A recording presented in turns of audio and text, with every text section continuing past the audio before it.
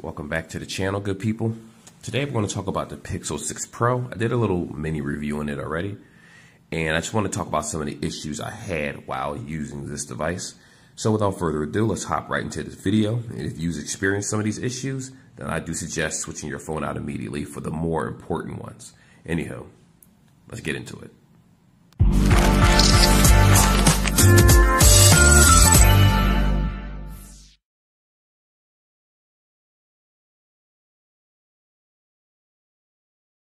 All right, guys, so the first issue that I had, and this wasn't a super big one, but it was big enough where, actually it wasn't super big, but if you look at the fingerprint, you saw how long it took to actually unlock this device.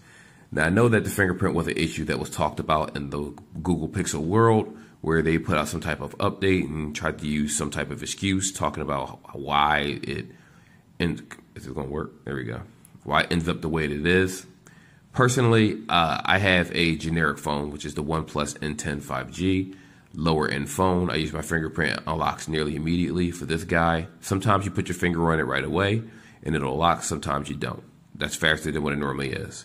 But it does have some type of delay. I'm guessing it might be an added security feature just to verify your fingerprint. I could be right, I could be wrong about that. I'm not too sure. But then again, I was never really a huge fan of on-screen fingerprints to begin with.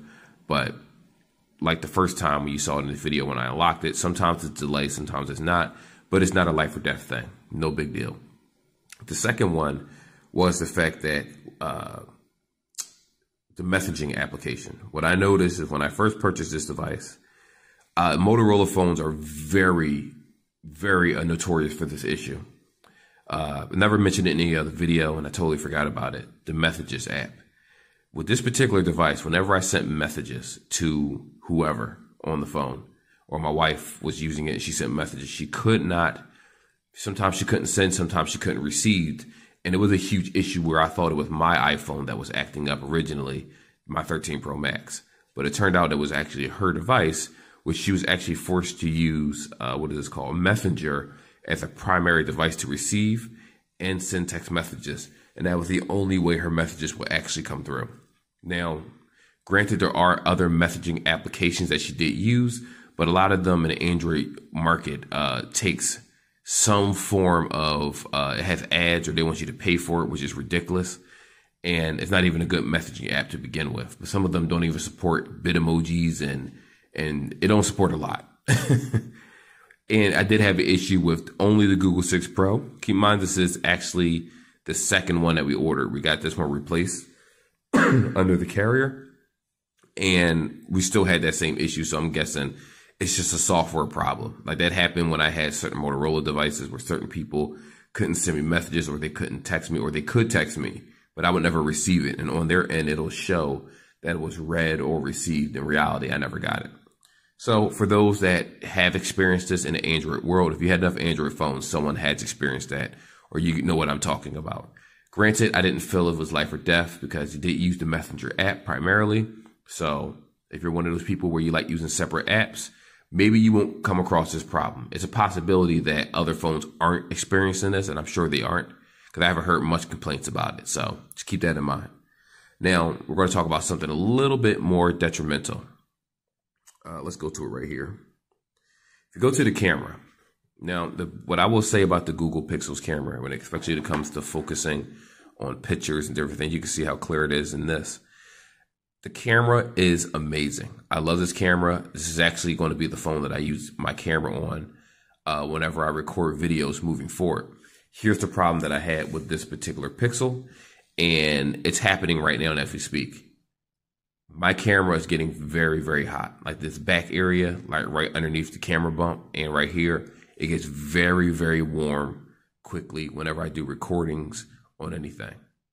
Or if I actually was to take a video of this, it'll start getting hot. It'll start getting warm. I don't know if that's a manufacturer problem or a software issue with the camera.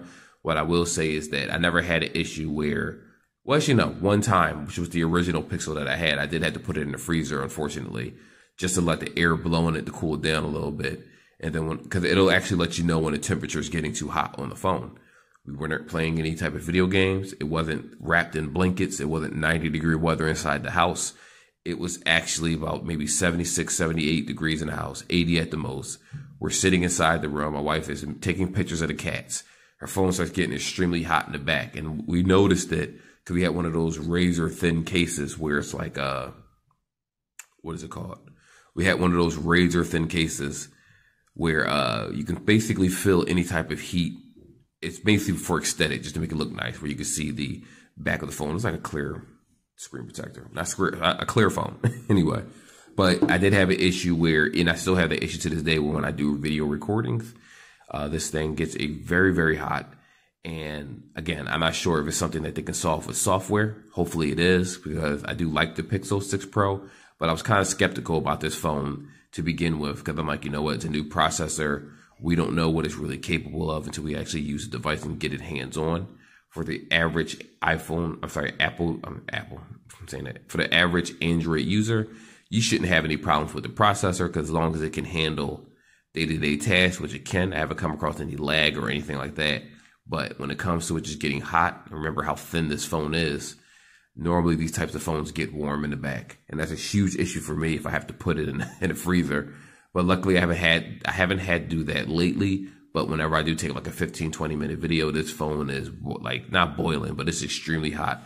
You can even feel it through a case this thick. So that's something to be aware of before you buy this device. Just make sure you talk to Google, not necessarily Google, but talk to the person that's selling the Google phone and ask them their opinion. Some people prefer Samsung, some people prefer Apple. But if you're versed around different types of OSs and companies, and you don't have a bias toward each one, you know, you can find someone that can give you some decent pointers if this is actually worth the purchase. Another issue I had with this particular device is sometimes when it turns off, I'll give you an example. I'll hit the power button. Right now it's going to work, but the screen on the bottom would flicker. It would just flicker white. And on the bottom of the screen, close this off so you can see it, it'll be like little, every time I touch the screen, it'll light up. It'll be little lines down here, flickering, like little long lines that will flicker on the screen.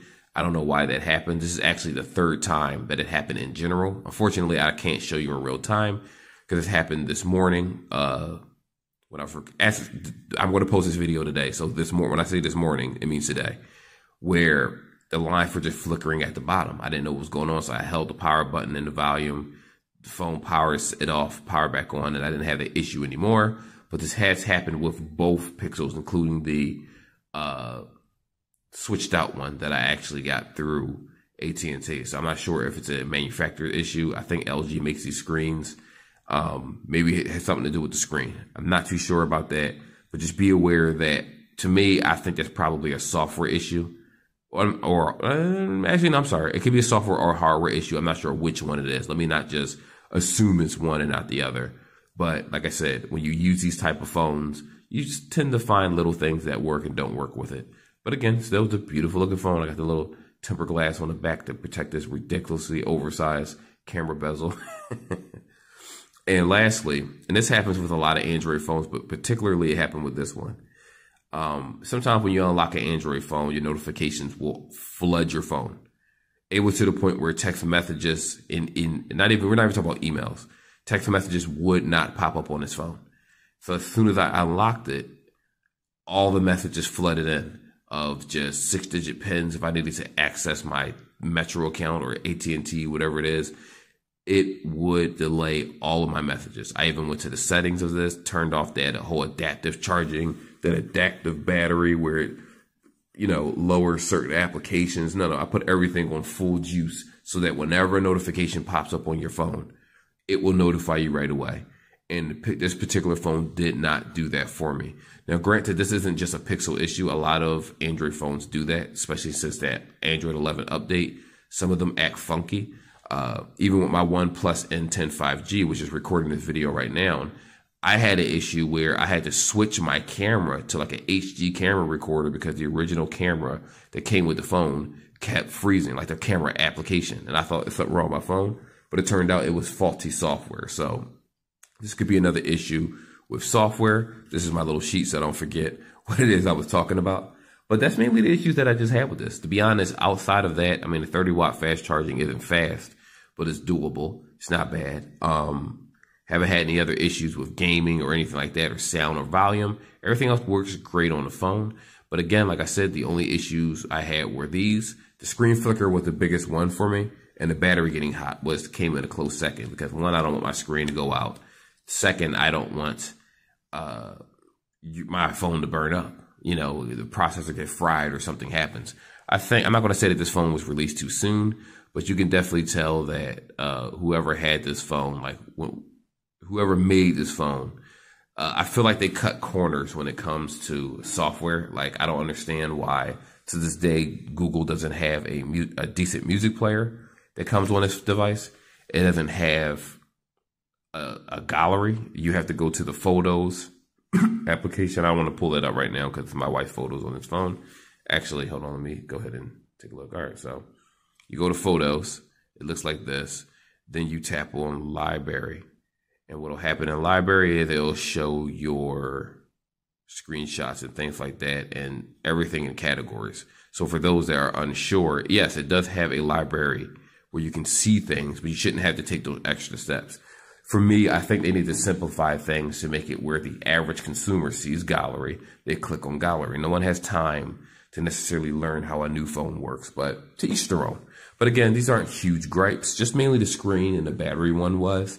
And just be aware of that, where you may get this phone and you may not have any of these issues. And if that's the case, good for you. I'm glad that you haven't had these issues, but this is my second device. And yeah, I'm not having the greatest experience. But anywho, that's the video. Like, subscribe. If there's anything else that you want me to test out with this particular phone while I have it, I will definitely do that. And I will see you guys in the next one.